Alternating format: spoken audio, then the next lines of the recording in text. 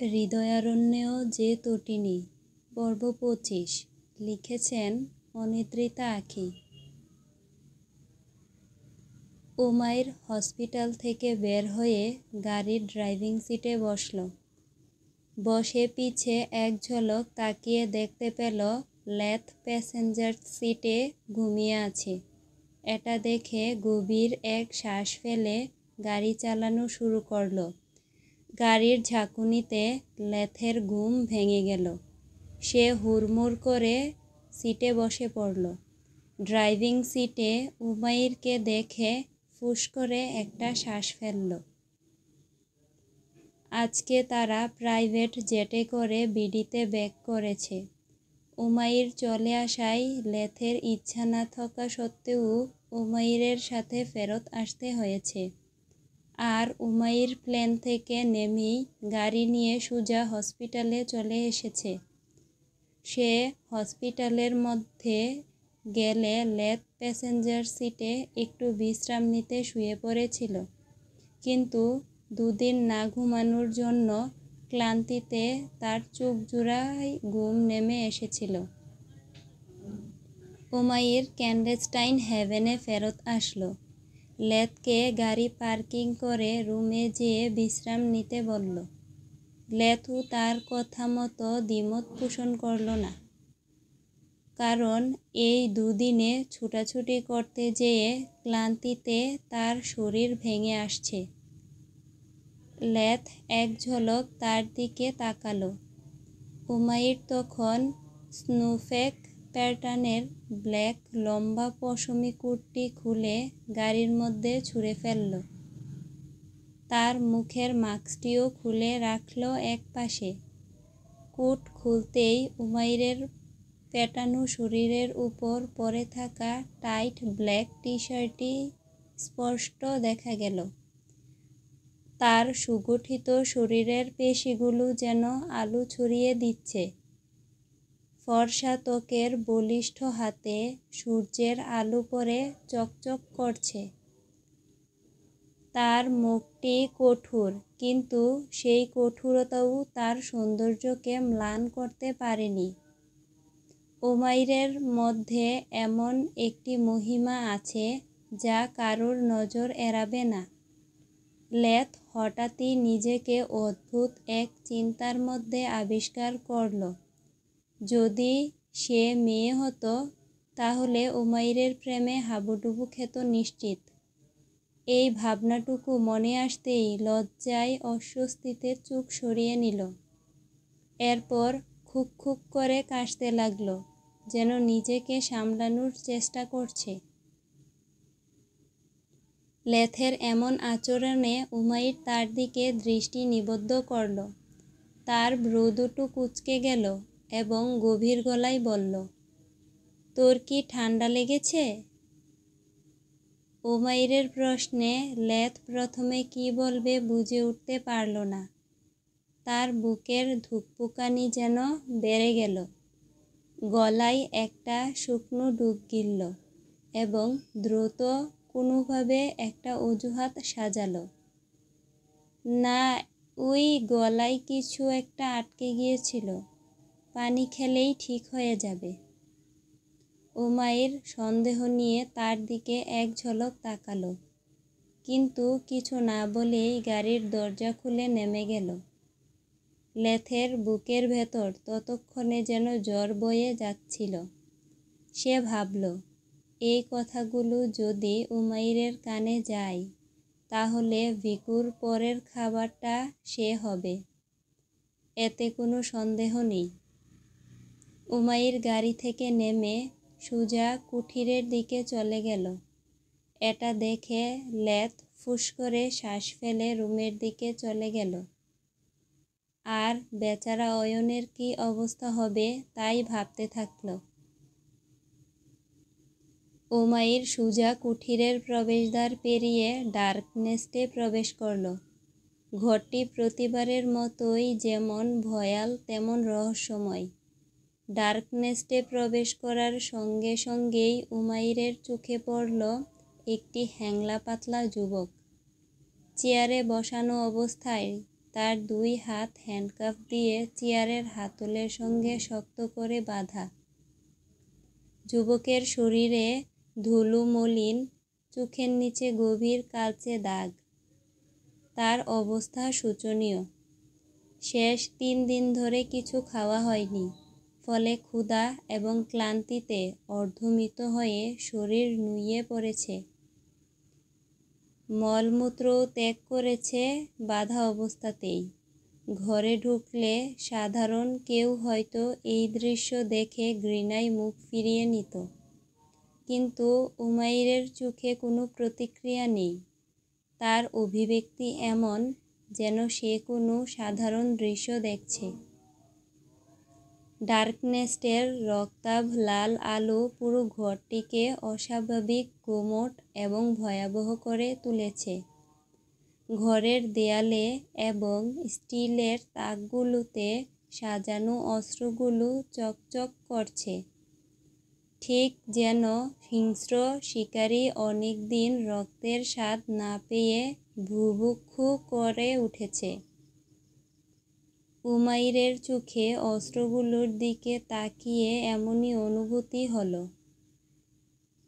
যেন এই ধারালো অস্ত্রগুলো রক্তের গন্ধে মাতোয়ারা হতে উদগ্রীব। ধীর পায়ে হেঁটে উমাইর যুবকের সামনে দাঁড়ালো। তার প্রতিটি পদক্ষেপ যেন ঘরের নিস্তব্ধতাকে ভেঙে খান খান করছে। অয়ন অর্ধজ্ঞান অবস্থায় মাথা নিচু করে ছিল, কিন্তু কারুর হেঁটে আসার শব্দ কানে এলেই সে চোখ খুলে তাকালো। প্রচণ্ড ক্লান্তি সত্ত্বেও সে চেষ্টা করল মাথা উঁচু করে সামনের মানুষটিকে দেখার। রক্তবর্ণ আলোর নিচে দাঁড়ানো উমাইরের চোখের দিকে তাকিয়ে যেন এক মুহূর্তের জন্য অয়ন বুঝে গেল তার সামনে কে। উমাইরের চোখে নেই কোনো সহানুভূতির ছাপ। তার দৃষ্টি যেন তীক্ষ্ণ ব্লেডের মতো নির্ভুল এবং শীতল। ডার্কনেস্টের পরিবেশে উমাইর যেন এক ঠান্ডা মস্তিষ্কের ভয়ঙ্কর খেলোয়াড়। এই ঘরে ঘটেছে অসংখ্য বীভৎস খুন, আর প্রতিবারই উমাইরের একই অভিব্যক্তি থাকে, নির্লিপ্ত, নির্দয়। এই মুহূর্তে অয়নের দেহের প্রতিটি স্নায়ু যেন টানটান হয়ে উঠেছে, কিন্তু উমাইরের চোখের দিকে তাকিয়ে সে অনুভব করল এখান থেকে পালানোর কোনো উপায় নেই। এ যেন শিকার আর শিকারীর সেই অনন্ত খেলা, যেখানে জিত সবসময় শিকারীর। আজ 3 দিন পেটে কিছু না পড়ায় আর এখান থেকে বের হওয়ার জন্য অনেক চিৎকার করে সাহায্য চেয়েছে, কিন্তু এতে কোনো লাভ হয়নি। সে উমাইরকে দেখে বুঝতে পারল এই লোকটাই তাকে এখানে বন্দি করেছে, কিন্তু কেন তা বুঝতে পারছে না। তাই এবার ভাঙা ভাঙা কণ্ঠে বলল, আমাকে এখানে কেন বন্দি করে রাখা হয়েছে? কী অপরাধ আমার? একটি নিষ্পাপ প্রতিবন্ধী ছেলে কী অপরাধ ছিল যে তাকে মেরে ফেললি? সেই অপরাধ। উমাইরের এমন কথায় অয়নের চেহারায় আতঙ্ক ছড়িয়ে পড়ল। আজ 3 দিনে কিছু না খাওয়ায় জিভ গলা শুকিয়ে এসেছে, তবুও একটা ডুব গিলে তা ভিজিয়ে নিতে চাইল। সে এবার আতঙ্কিত কণ্ঠে বলল, ওই ছেলে কি হয় আপনার? এই কায়সার উমাইর তাগি কখনো কারুর কাছে জবাবদিহিতা করে না। আজ তোর জীবনের শেষ দিন হওয়ায় অপরাধের কারণটা জানালাম, যেন পরপারে গিয়ে আফসোস করতে পারিস যে কেন মারলাম আমি তাকে। উমাইরের এমন কথায় অয়ন বুঝতে পারল আজ তার জীবনের শেষ দিন। আর উমাইর তাকে না মারলেও এই অবস্থায় থাকলে সে এমনিতেই 2-1 দিনের মধ্যেই মারা পড়বে। তার অচল মস্তিষ্কে হঠাৎ করেই একটা প্রশ্নের উদয় হলো। উমাইর কি তটিনীর কিছু হয়? সে তো শুনেছে যে তটিনী শহরে থাকে, আর উমাইরেরও শহরের বাড়ি। তাহলে তটিনী কি তার ভাইয়ের মৃত্যুর শাস্তি একে দিয়ে করাচ্ছে? এটা ভাবতেই সে ক্ষোভে ফেটে পড়ল, ভুলে গেল তার অবস্থান। ওর বোন তোকে দিয়ে আমার শাস্তি ব্যবস্থা করাচ্ছে, ওই খানকি মাগিকে হাতের কাছে পাই। অয়ন কথাটা শেষ করতে পারল না, তার আগেই উমাইর মোটর অন করে পানির নল হাতে নিয়ে অয়নের দিকে তাক করল। এতে তার কথা থেমে গেল, সাথে শরীর ভিজে দেহে লেগে থাকা মলমূত্রও পরিষ্কার হয়ে গেল। এতে অয়ন আনন্দে উত্তেজিত হয়ে মুখ হা করল এক ঢুক পানি গিলতে। সাথে পানি দেখে তার যেন আরও পিপাসা লেগে গেল। কিন্তু আফসোস, এক ফোঁটা পানিও তার গালে পড়ল না, শুধু মলমূত্র লেগে থাকা জায়গাগুলোকে ধুয়ে গেল। তবুও সে একটু স্বস্তি বোধ করল। সে মলমূত্র একদিন চেপে রাখতে পারলেও তারপর আর পারেনি।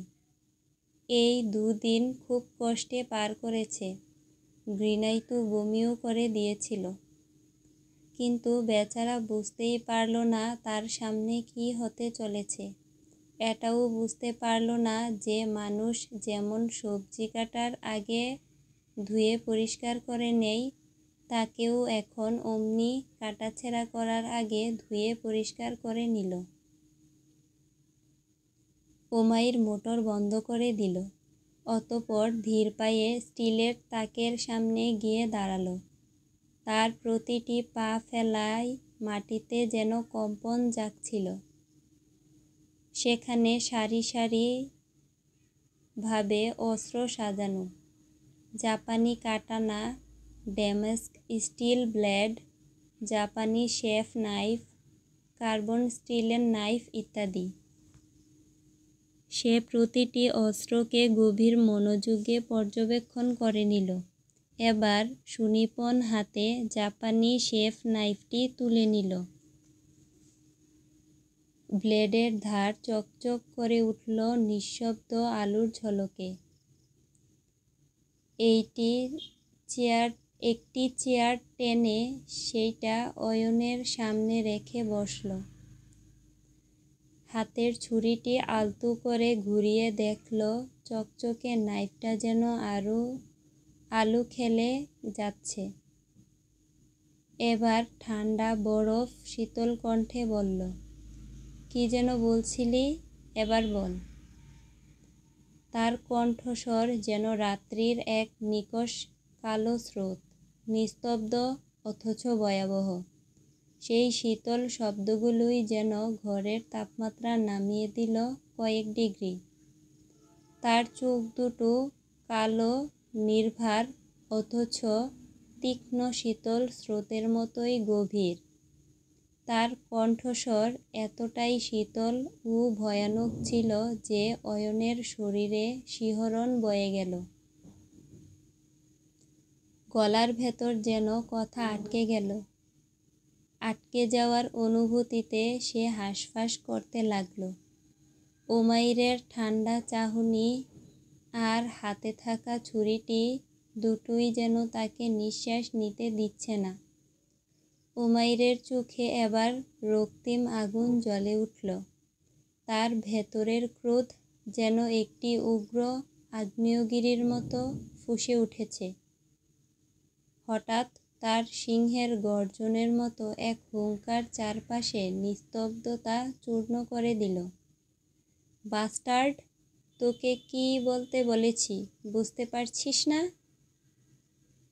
তার এমন আচরণে অয়ন মুহূর্তেই ভয়ে জমে গেল। যেন এক শীতল স্রোত তার রক্তে প্রবাহিত হলো। মনে হলো স্থলভাগ কেঁপে কেঁপে উঠছে উমাইরের রাগের ভারে। তার ক্রোধমাখা চোখ আর বিদ্যুৎসম কণ্ঠে যেন ডার্কনেস্টের প্রতিটি কোণা দুলে উঠল। আর আতঙ্কের শীতল স্রোত অয়নের শিরদাঁড়া বেয়ে নেমে গেল। কিন্তু দ্বিতীয়বার আর কিছু বলার মতো সাহস করতে পারল না। কি বলছি আমি? কি বলছি যেন? আবার বল। উমাইরের আবার এমন বরফ শীতল কণ্ঠে বলা কথায় অয়ন হকচকিয়ে গেল। সে ভেতরে ভেতরে আতঙ্কে কাঁপছিল, কিন্তু বাইরে দৃঢ়তা বজায় রেখে রাগকে শেষবারের মতো উগরে দেবার সিদ্ধান্ত নিল। ঠোঁট কাঁপতে কাঁপতে এবার বলল, ওর বোন যে ওই খানকি-মাগি। তার কথা শেষ হওয়ার আগেই উমাইর এক লহমায় বাম হাতের শীতল আঙুলগুলো অয়নের মুখের ভেতর ঢুকিয়ে দিল। বরফ ঠান্ডা হাতের আঙুলগুলো যেন অয়নের মুখের প্রতিটি পেশি পিষে ধরল। এরপর যা ঘটল তা যেন বিদ্যুতের মতো তীক্ষ্ণ ও শ্বাসরুদ্ধ।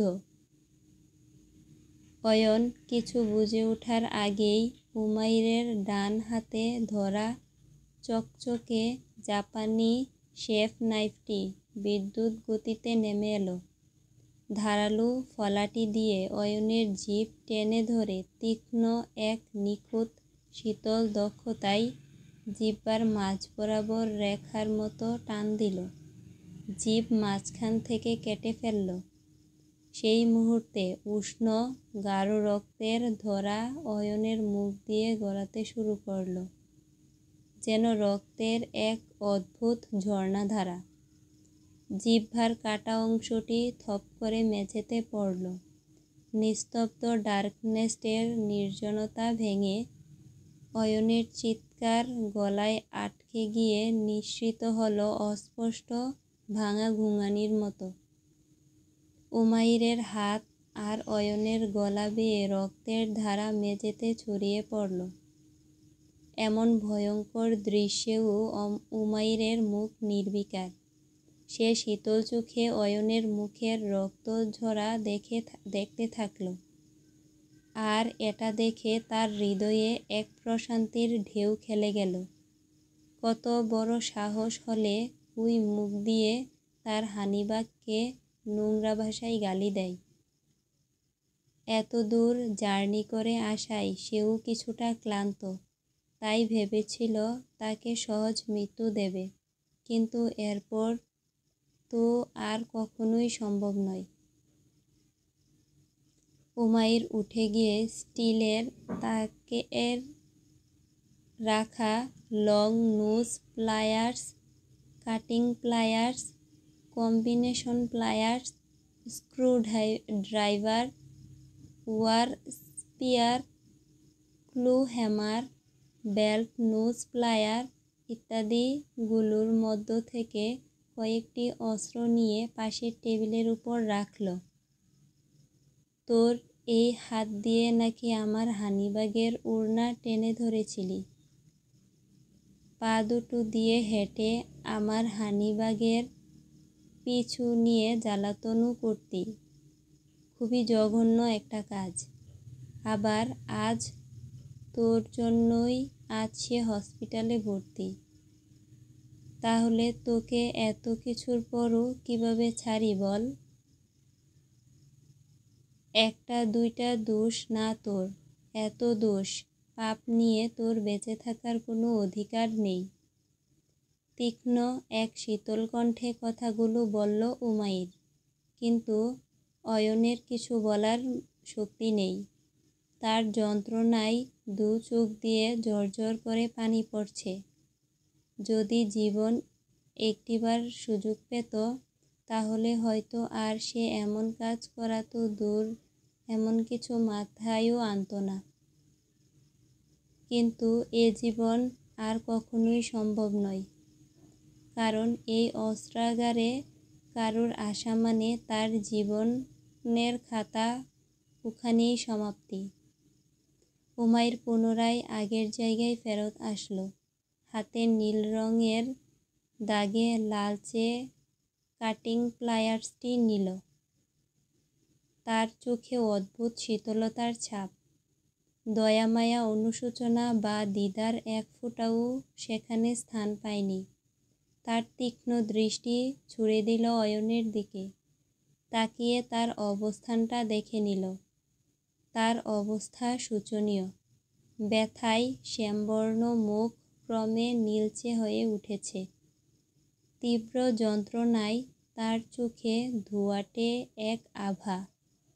কিন্তু তাতেও উমাইরের মনে সামান্যতম দয়া বা সহানুভূতির উদ্রেক হল না। উমাইর ধীর হাতে জাপানি শেফ নাইফটি তুলে নিল। অতঃপর নিখুঁত দক্ষতায় অয়নের কপালে ইংরেজিতে লিখে দিল ডার্ট ব্যাগ। প্রতিটি অক্ষর অয়নের চামড়ায় ছাপ ফেলে তার যন্ত্রণার গভীরতা বাড়াচ্ছে। কিন্তু উমাইর স্থির। তার চোখে একরকম ঠান্ডা নিষ্ঠুরতার আভা। এরপর সে একটি কম্বিনেশন প্লায়ার্স হাতে তুলে নিল। অয়নের হাত নিজের কাছে নিয়ে প্রথম নখ উপড়ে ফেলল। একটা, দুইটা, তিনটা। অয়ন শব্দহীন চিৎকারে ছটফট করছে। একে একে দু হাতের প্রতিটি নখ উপড়ে ফেলল। রক্ত গড়িয়ে পড়ছে মেঝেতে। অয়নের গুঙ্গানি চারপাশে প্রতিধ্বনিত হয়ে ডার্কনেস্টের দেয়ালগুলো যেন কেঁপে কেঁপে উঠছে। সব নখগুলো উপড়ে ফেলার পর উমাইর এবার কাটিং প্লায়ার্স তুলে নিল হাতে। তার প্রথম আঙুলটি ধরে এক টানে কেটে ফেলল। হাড় ভাঙার মচমচে শব্দ আর অয়নের দেহ কাঁপা একসঙ্গে যেন ভয়ঙ্কর এক সুর তৈরি করল। ধীরে ধীরে তার সব আঙুল কেটে ফেলল। উমাইরের চোখের এক কোণে এক ধরনের শীতলতা।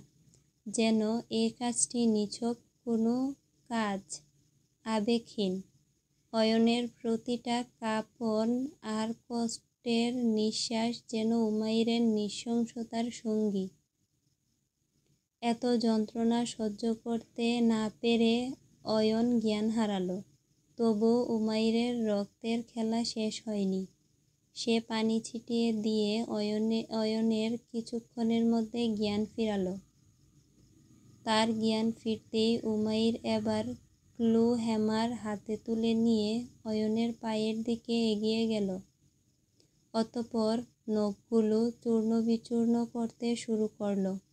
প্রতিটি আঘাত যেন এক একটি মৃত্যুর বার্তা। অয়ন তখনও ছটফট করছে, গলা কাটা মুরগির মতো। উমাইর এবার জাপানি শেফ নাইফটি তুলে নিল। দক্ষতার সঙ্গে অয়নের দুই হাত এবং পায়ের রগগুলো কেটে দিল।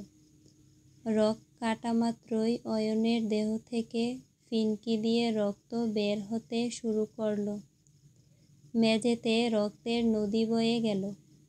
অয়নের শরীর তখনও আর্তনাদে কেঁপে কেঁপে উঠছে।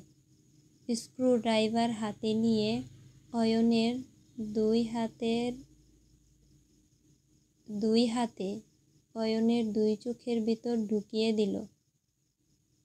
দুই চোখের মণি গলে বের হতে থাকল। কিন্তু উমাইরের মুখে কোনো পরিবর্তন নেই। সে যেন এক ঠান্ডা শিকারী, যার লক্ষ্য শুধুই প্রতিশোধ। অবশেষে উমাইর ধীর পদক্ষেপে অয়নের দিকে এগিয়ে গেল। ঘরের অন্ধকারে তার চোখ দুটি হিংস্র বন্য পশুর মতো জ্বলজ্বল করছে। হঠাৎই এক দুর্বার শক্তিতে অয়নের টি-শার্টটি ছিঁড়ে ফেলে দিল। ভাঙা কাচের মতো তীক্ষ্ণ চোখে অয়নের বক্ষস্থল বরাবর স্থির তাকিয়ে রইল কিছুক্ষণ। তার উন্মুক্ত বক্ষপিঞ্জর উমাইরের চোখে পড়তেই ঠোঁটের কোণে এক পৈশাচিক হাসি ফুটে উঠল, যেন কোনো শিকারী তার শিকারের সর্বস্ব আত্মসমর্পণ উপভোগ করছে। তার রক্তমাখা আঙুল ধীরে ধীরে অয়নের বুকে স্থাপন করল। আঙুলের ডগায় স্পষ্ট অনুভব করতে থাকল ধুকপুক ধুকপুক শব্দে চলতে থাকা হৃৎপিণ্ডের স্পন্দন। প্রতিটি স্পন্দন যেন তার প্রতি বিদ্রূপ করছে। তার চোখে তীব্র বিদ্বেষের ছায়া ফুটে উঠল। এই তুচ্ছ হৃৎপিণ্ডের এত সাহস হয় কিভাবে? তার সামনেই তার হানিবাগকে অপমান করার ধৃষ্টতা দেখালো। বিধ্বংসী প্রতিশোধের নেশায় সে জাপানি ছুরিটি হাতে তুলল। এক মুহূর্তের জন্যও দেরি করল না। ছুরির ধারালো ব্লেড অয়নের বক্ষ ভেদ করল। চামড়া, পেশি আর হাড়ের বাধা অতিক্রম করে রক্ত ঝর্ণার মতো ছিটকে বেরিয়ে আসতে শুরু করল। লালাব আভায় চারপাশ রঞ্জিত করে দিল। উমাইরের মুখে হাতে রক্তের ছিটা লাগল, কিন্তু তার কোনো ভ্রূক্ষেপ নেই। ঘরের মেঝেতে রক্তের প্রবাহ ধুয়ে গেল। অয়নের চিৎকার নিঃশব্দে মিলিয়ে গেল। তার দৃষ্টি ক্রমশ ঝাপসা হয়ে আসছে, হয়তো আর কিছুক্ষণের মধ্যেই শেষ নিঃশ্বাস ত্যাগ করবে। উমাইর কিন্তু এবারও থামল না। তার রক্তমাখা বলিষ্ঠ হাত অয়নের বুকের গভীরে প্রবেশ করল। এক টানে সে বের করে আনল তার হৃৎপিণ্ড। হৃৎপিণ্ড বের করার সময় রক্তের প্রবাহ যেন উন্মত্ত নদীর মতো চারিদিকে ছড়িয়ে পড়ল। রক্ত তখনও টপ টপ করে মেঝেতে পড়ছে। তার হাতের মুঠোয় সেই প্রাণচঞ্চল হৃৎপিণ্ডটি তীব্রভাবে স্পন্দিত হচ্ছে। ততক্ষণে অয়নের নিঃশ্বাস চিরকালের জন্য বন্ধ হয়ে গেল। উমাইর তার হাতে ধরে থাকা হৃৎপিণ্ডটির দিকে তাকিয়ে রইল, একটি রক্তস্নাত তাজা হৃদয়। সে ধীরে ধীরে হাসল। এই ছোট মাংসপিণ্ডের এত বড় সাহস! উমাইরের মুখে এক বীভৎস হাসি ফুটে উঠল। সে হৃৎপিণ্ডটির দিকে তাকাল। হৃৎপিণ্ডটি তার রক্তমাখা হাতের মধ্যে ধরা। তার চোখে ছিল এক গভীর তৃপ্তি। উমাইর কুঠির থেকে রুমে এসে সোজা ঢুকল ওয়াশরুমে। শরীরে জড়ানো ব্ল্যাক টি-শার্টটি খুলে ফেলল মেঝেতে।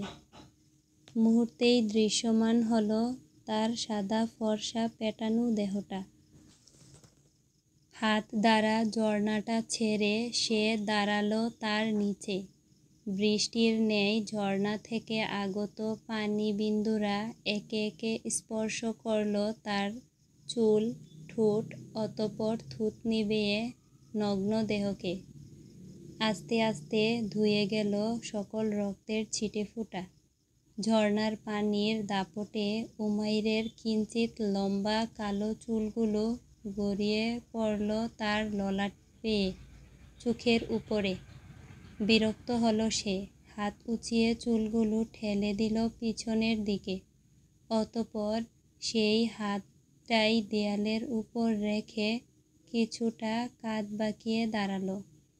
ফলস্বরূপ তার মেদহীন পেটে ভাঁজ পড়ল গুটি কয়েক। সেই ভাঁজকে কোমলভাবে স্পর্শ করে পানিবিন্দুগুলো গড়িয়ে পড়তে শুরু করল অঝোর ধারায়। গোসল শেষে শুভ্ররঙা তোয়ালেটা কোমরে জড়িয়ে নিল। ভেজা চুলগুলো ঝাড়তে ঝাড়তে ওয়াশরুম থেকে বেরিয়ে এলো বাইরে। কাবার্ড থেকে একটি টি-শার্ট আর ট্রাউজার বের করল। কাবার্ডের ডোর দেওয়ার আগে তটিনীর একটা ওড়না নাকের কাছে চেপে ধরে সুবাস নিল। তার উত্তপ্ত হৃদয় যেন এক লহমায় প্রশান্তির ঢেউ খেলে গেল। টি শার্ট আর ট্রাউজার পরে কাউচের উপর থেকে ট্রেজার সিগারেটের প্যাকেট আর লাইটার নিয়ে বারান্দায় চলে গেল। যেয়ে দেখতে পেল কুকু খাঁচায় ঘুমিয়ে আছে। সে একটা সিগারেট ধরিয়ে বারান্দার সোফায় বসল। ঠোঁটে চেপে ধরে সিগারেট প্রথম টানের সঙ্গে গলিত আগুনের মৃদু ফিসফিসে আওয়াজ আর ধোঁয়ায় বাষ্পময় মেঘ যেন ছড়িয়ে যায় শূন্যতায়। সে এবার সিগারেটটি তার সামনে ধরে ম্লান হেসে বলল, "you injures my health, but she injures my life."